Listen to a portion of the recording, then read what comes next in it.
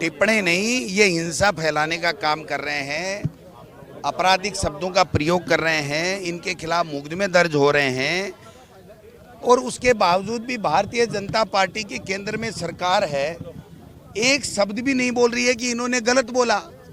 मतलब जीभ काटने तक की बातें हो रही हैं, दादी की तरह हंसने होने की बातें हो रही हैं, आतंकवादी कहा जा रहा है कि देश के उस नौजवान नेता को जो प्रतिपक्ष का नेता है और जिसकी दादी और जिसके पिता शहीद हो गए देश की एकता अखंडता के लिए, और उसके बावजूद इनको शर्म नहीं आती। मोदी जी विदेशों में घूम रहे हैं, एक शब्द नहीं बोल सकते कि ऐसी भाषा का प्रयोग नहीं होना चाहिए। हमने सही कहा था कि ये संविधान को तोड़ना चाहते हैं, ये संविधान को नहीं मानने वाले लोग हैं, ये नाथूराम गोडसे की विचारधारा को मानने वाले लोग हैं, ये प्रमाणित कर रहे हैं। इसलिए हम लोग संघर्ष करेंगे और इनको इनकी औकात बताएंगे, इनको सत्ता से हटाने का काम करेंगे। जिलों में भी, ब्लॉक में भी, गांव में भी, ढाणियों में भी, वार्ड में भी, नगर में भी, सब जगह जाकर के अलग जगाना का काम करेंगे। क्योंकि न तो केंद्र की सरकार कोई अच्छा काम कर रही है और न राजस्थान में ये भाजपा की पर्ची सरकार कोई लखड़ के काम नहीं कर रही है। ये तो पता ही नहीं क्या इनको, कहाँ से सरकार शुरू होती है, कहाँ क्या काम करना है इनको पता ही नहीं। किसी मंत्री के पास चले जाओ, मुख्यमंत्री के पास चले जाओ, किसी नेता के पास चले जाओ कि हमारी चलती ही नहीं। अरे तो फिर चलती किसकी है, उसका नाम तो बताओ किसकी चलती है।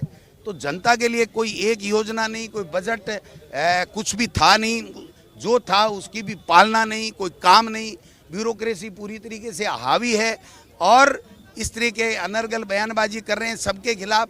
रोजाना एक ही भाषण, रोजाना एक ही भाषण, हम पकड़ेंगे पकड़ेंगे। अरे चोरों को पकड़ो, मना कौन कर रहा है आपको? आपको किसने कहा कि इसको मत पकड़ो? जिसने अपराध किया है, कोई भी अपराध किया है, उस अपराधी की जगह जेल में होनी चाहिए। ये हम भी कह रहे हैं। कोई भी व्यक्ति ये कह सकता है क्या कि साहब अपराधी को छोड़ दो? कोई नहीं कहता है। तो फिर ये रोजाना अनर्गल बयानबाजी करके, और अब इनको 9 महीने हो गए भाई साहब, अब इनको सुध लेनी चाहिए। जनता से जो वादे किए हैं उनके ऊपर काम करना चाहिए और कम से कम यहाँ के मुख्यमंत्री जी को तो कहना चाहिए कि ये भाषा ठीक नहीं है इन बीजेपी के नेताओं की। नड्डा जी को कहना चाहिए, कोई नहीं कह रहा है।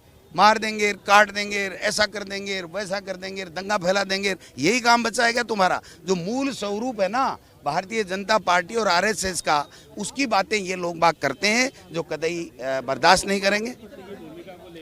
बिल्कुल, देखिए मैंने उनका वीडियो सुना है और उन्होंने खट्टर की बड़ाई की, वहाँ तक मुझे कोई एतराज़ नहीं। लेकिन ये कहा कि खट्टर के आने के बाद में ईमानदारी से भर्तियाँ हो रही हैं, पहले पर्चियों से भर्तियाँ होती थी, ये इस बयान पे मुझे आपत्ति है।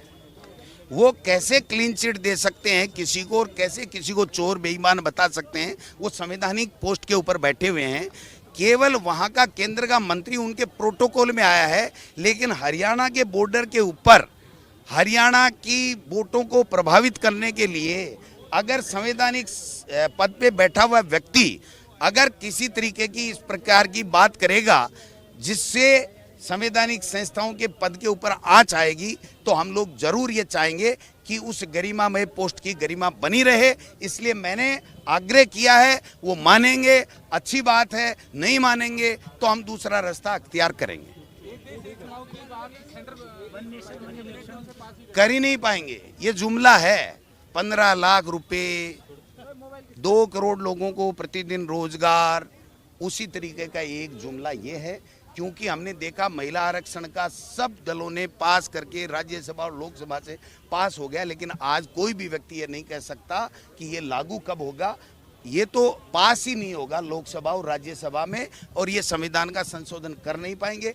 ये केवल देश में इनके खिलाफ जो माहौल बन गया कि इन्होंने वादे पूरे नहीं किए और किस तरीके से झूठ बोल करके सत्ता हथिया ली, तो अब उस माहौल को दूसरी तरफ डाइवर्ट करने के लिए, अपनी इनकम्बेंसी मिटाने के लिए ये इस तरीके के जुमले लेकर के आ रहे हैं जो कतई स्वीकार नहीं है। आपने कहा था कि अगर वो माफी नहीं मांगेगा, राजस्थान आएगा तो उनको बता देंगे कि कैसे बोलना होता है, क्या करना होता है। देखिए, राहुल गांधी जी 5वीं बार सांसद हैं, लोकसभा के अंदर विपक्ष के नेता हैं उनके पिता राजीव गांधी जी ने इस देश के लिए कुर्बानी दी है। उनकी दादी इंदिरा गांधी जी आतंकवाद की भेंट चढ़ गई और पूरा परिवार इस देश की आज़ादी की लड़ाई से लेकर आज तक इस देश को एकजुट रखने के लिए, मजबूत करने के लिए लगा रहा है।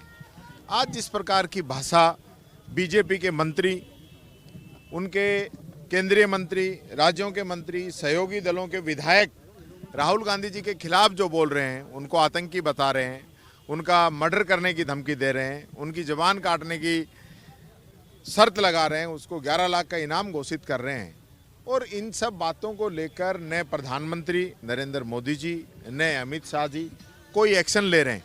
इसमें ऐसा लगता है कि ये सब बीजेपी की सह पे ये सारी चीज़ें हो रही है, क्योंकि राहुल गांधी जी ने देश के अंदर जो माहौल पैदा किया कि नफरत के बाजार में मोहब्बत की दुकान उन्होंने खोली, कन्याकुमारी से कश्मीर तक की पैदल यात्रा उन्होंने की, मणिपुर से मुंबई तक की यात्रा उन्होंने की और पूरे देश के अंदर एक भाईचारे का संकेत दिया। और विशेष रूप से पिछड़े वर्ग को लेकर, चाहे वो एससी हो, एसटी हो, ओबीसी हो, ईडब्ल्यूएस हो, गरीब हो, मजदूर हो, किसान हो, महिला हो, विद्यार्थी हो, बेरोजगार हो, इन सब को लेकर जो राहुल गांधी जी का विजन जो देश के अंदर सामने आया, उसको लेकर भारतीय जनता पार्टी घबराई हुई है, इन सब चीज़ों से डरी हुई है। इसलिए वो राहुल गांधी जी को कमज़ोर करने के लिए इस प्रकार की देश के अंदर भ्रामक जो बातें वो कर रहे हैं। राहुल गांधी जी विदेश गए, अमेरिका के अंदर उन्होंने जो बातें कही, उन्होंने कहा कि जो देश के अंदर आरक्षण है तब तक लागू रहेगा जब तक बराबरी का हक सबको नहीं मिल जाए। और भारतीय जनता पार्टी कह रही है कि राहुल गांधी आरक्षण को खत्म करना चाह रहा है। तो ये सारी चीज़ें, क्योंकि मंशा इन लोगों की है, ये लोग संविधान को ख़त्म कर रहे हैं, कमज़ोर कर रहे हैं, चुनी हुई सरकारों को गिराते हैं। हर जगह पे, अभी राजस्थान की हम बात करें तो उपचुनाव तक, पंचायती राज के निकायों के चुनाव तक ये लोग नहीं करा पा रहे हैं। ये हालत राजस्थान के अंदर है। देश के अंदर 1 नेशन 1 इलेक्शन की बात कर रहे हैं, 4 स्टेट के इलेक्शन ये नहीं करा पा रहे हैं। तो देश को जो भ्रमित करने का काम ये लोग कर रहे हैं।